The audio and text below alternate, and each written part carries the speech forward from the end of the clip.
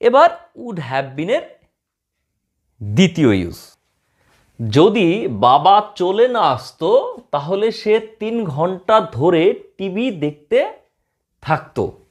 কাজটা অতীতে হতে থাকতো, হয়নি।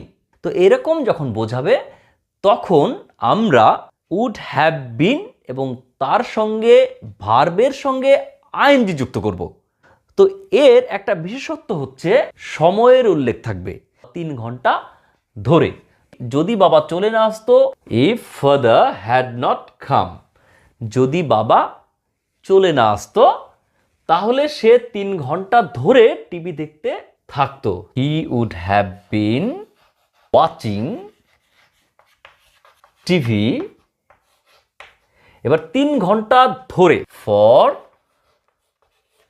3 আওয়ার্স।